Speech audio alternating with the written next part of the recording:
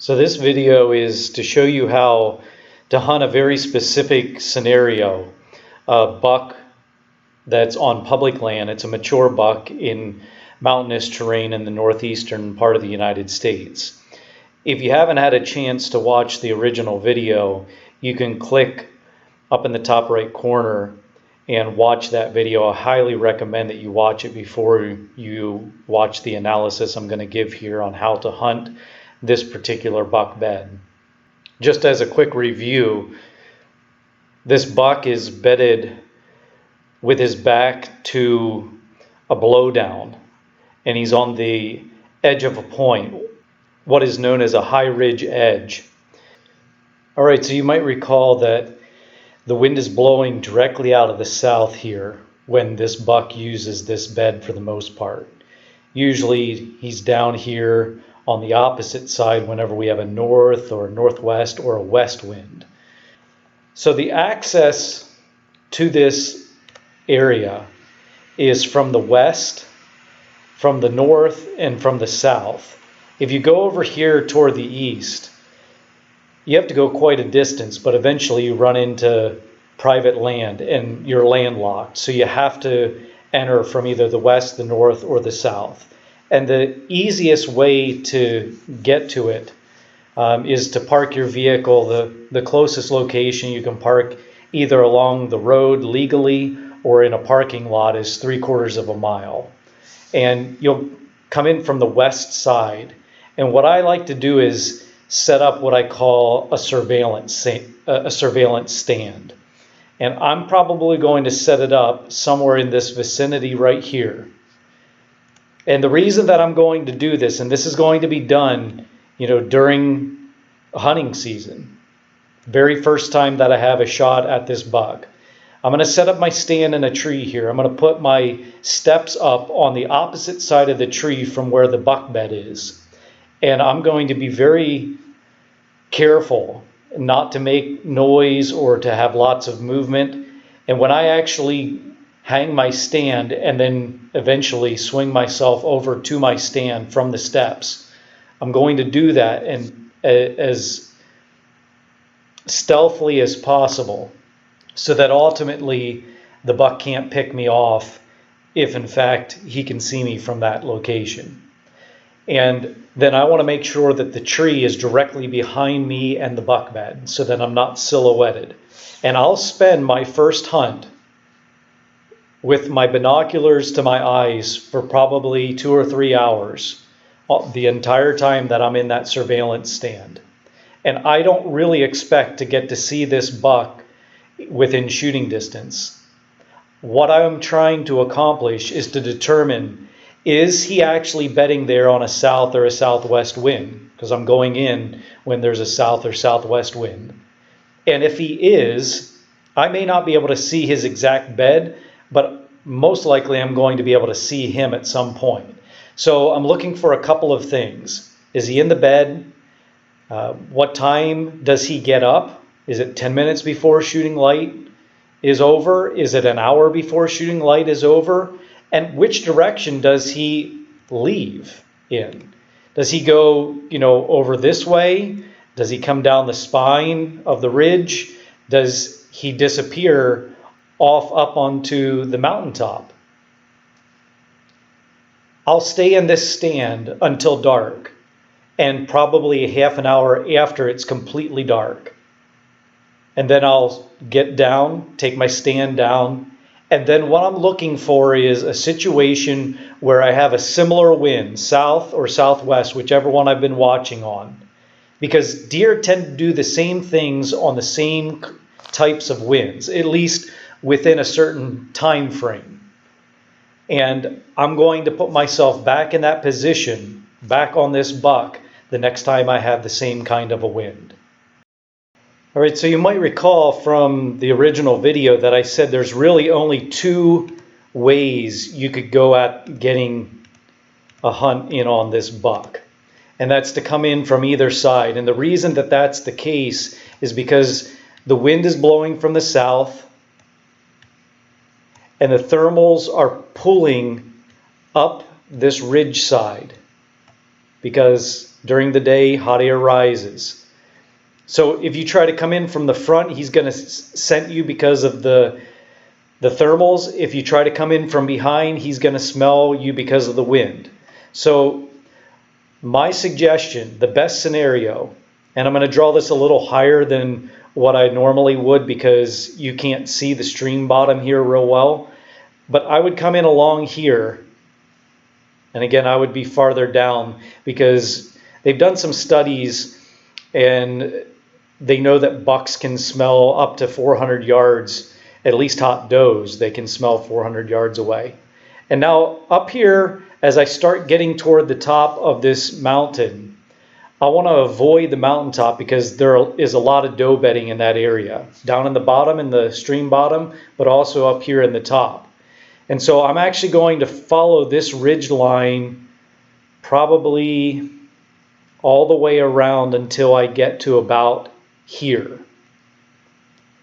And then, since I've now cleared most of the doe bedding is over in here and off the screen, I'm going to rise up here, make a straight line to the very top of this mountain. And I'm going to stand there in that spot, and I'm going to drop milkweed duff. Now, if you're not familiar with this, common milkweed grows almost everywhere the white-tailed deer lives. You can harvest it in August and September. It is the truest indicator of where your scent will be going based upon the wind and the thermals. You will be amazed if you don't use this already, how oftentimes your wind will take your scent one direction and the thermals may bring it right back on to where you were. And this is one of the reasons why big bucks survive, because of the thermal effect, and a lot of people aren't aware of the thermal effect and exactly what it's doing. So I would be dropping milkweed right here, and the reason I'm going to the top of the ridge is because I'll get my truest wind at the top of this ridge because there's not as much vegetation that's protecting the wind, and also I don't have this elevation on the lower side of this ridge. The wind's not going to be as true as it is on the very top. So I'm dropping milkweed. I want to confirm what the weatherman said, that this is actually going to be a south wind day. And if in fact the wind is blowing from the south, I want to see if there are any nuances to that. And every single day will be different based upon the temperature of the air, based on how fast the wind is blowing, whether it's a consistent wind or a variable wind, whether the wind is strong or light. Lots of different things can affect that. So I'm dropping milkweed so I have the best opportunity to know what this buck is going to be able to smell. And then once I have a feel for what's going on, and this is probably, I'll say 3 hours before I think I've got a crack at this buck, I'm going to retrace my steps, come back down this ridge terrain line here, the topo terrain line. And I'm going to set up my stand right about in that location. And you can see, based on this, how high risk this scenario is. Because if in fact the wind is blowing true south, my scent is going right over this ridge top, but I'm only about 100 yards away from this buck. There's a reason I'm setting up in this spot though. And it has everything to do with this terrain feature right here. Now you have a valley over here, a stream valley. You've got a valley down here in the bottom. That's another stream valley. There's not really a stream here, but it has water that runs down the mountainside when you have a heavy rain. So this bowl here, or draw, that shows up is exactly where I would expect this buck to move once he gets up out of his bed. I'd expect him to get up maybe a half an hour before shooting light is over, right around sunset. That's when the thermals switch. So instead of rising, those thermals are going to start dropping. So he'll probably mill around, I would guess, this blowdown. Now, the good thing on this scenario is It's mostly cherry trees and maple trees up here on the top, but there's a huge oak grove down in here, and there's another huge oak grove over on this side over here.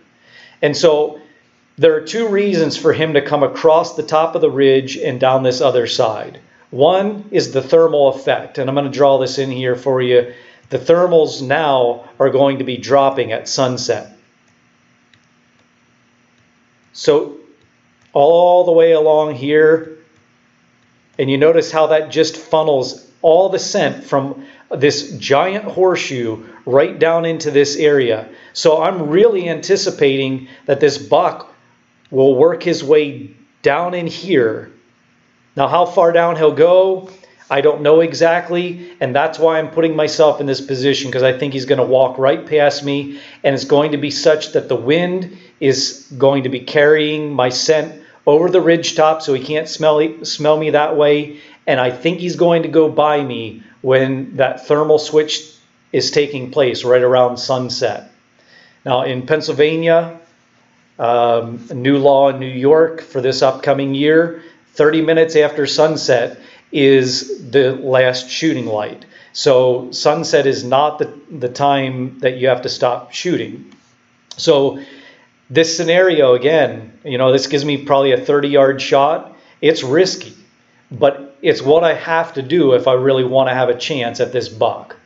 Because if I set up, way over here or somewhere down here in the bottoms, I don't even stand a chance in most situations, because he's not going to make it that far.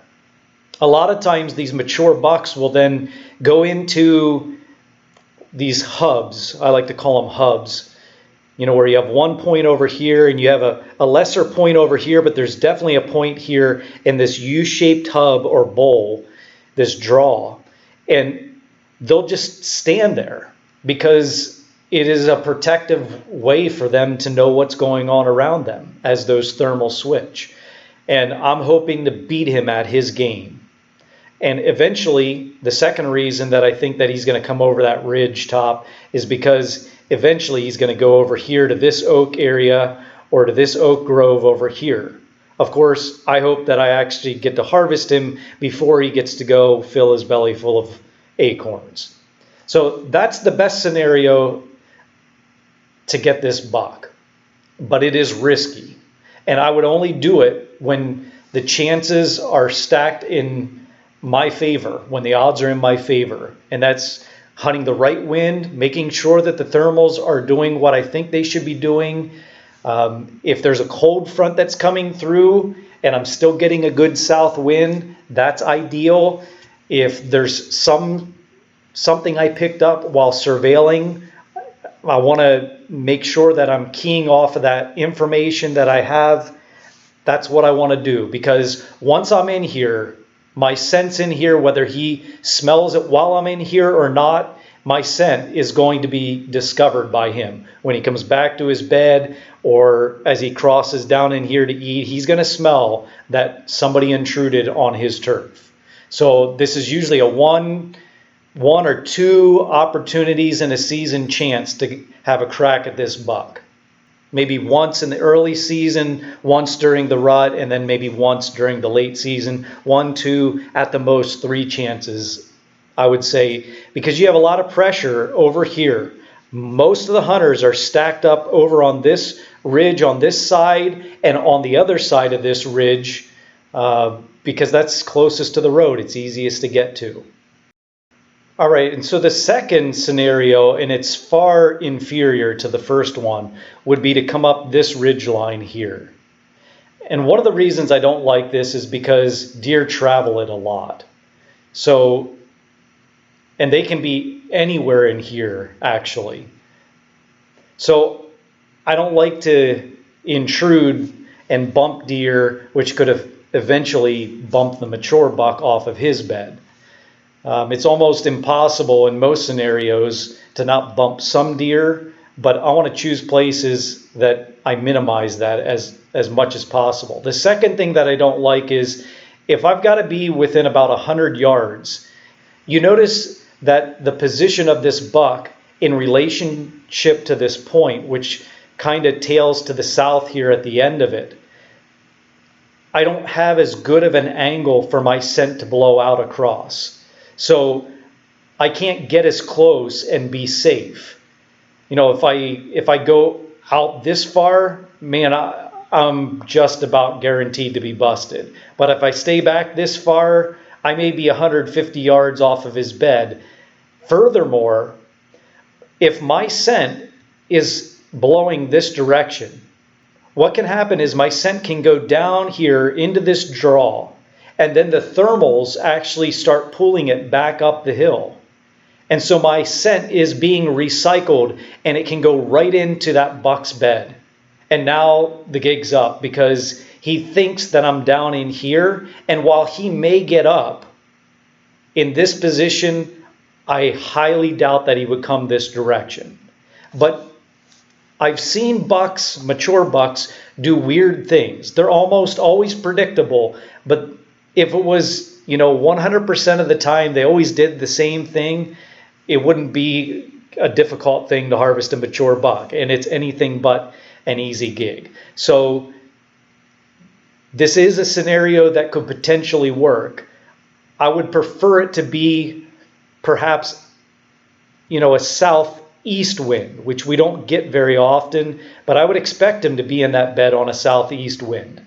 And usually we get our wind out of the east, either southeast or straight east on a front, whenever the front comes through. So that would be a great time to go and hunt this buck, perhaps the best time from this position.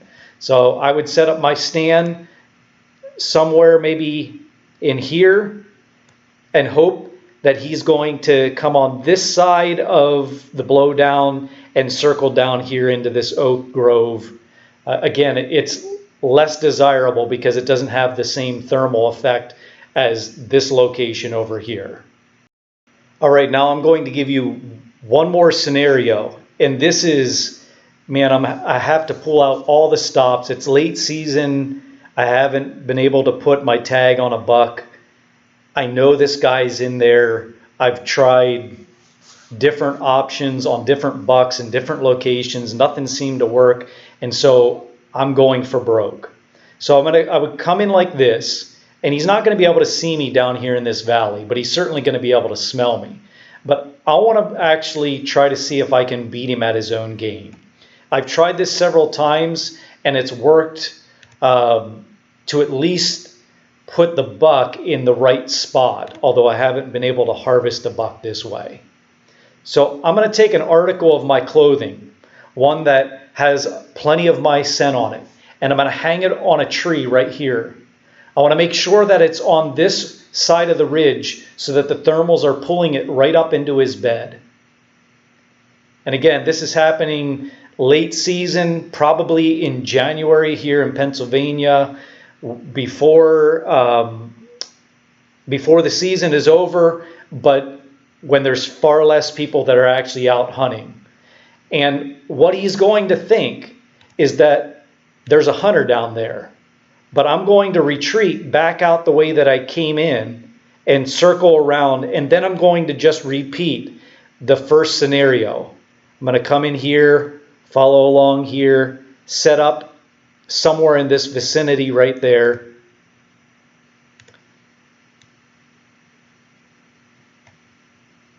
And hope that when he smells that scent, he's going to go the opposite way. Now, again, I think he's going to do that anyway, but in the late season, we often have snow cover, less opportunity to get to the acorns because of that. But I'm going to try to entice him to go away from the danger, to drop down here. Now, he could stay in his bed and not even get up before hunting light is over. But oftentimes they feel secure in knowing what's going on. So they think that they're safe because they're going away from danger, and little do they know they're actually walking into a trap.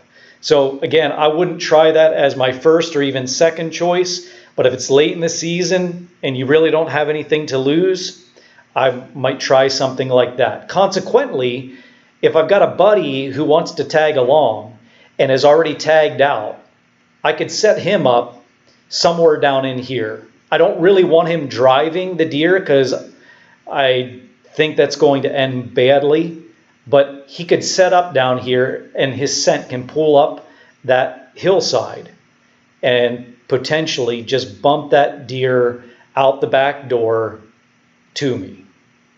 So there's 3 ways that you can hunt this mountain buck.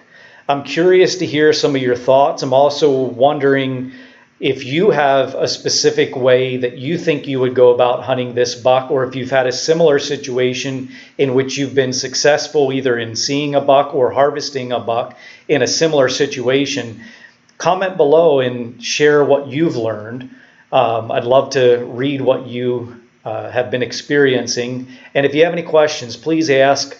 I'd love to share what I've learned over the years, and stay tuned until the next time when I'm able to post another hunting scenario for some other bucks in the Big Buck Public Land Buck Bedding Tour.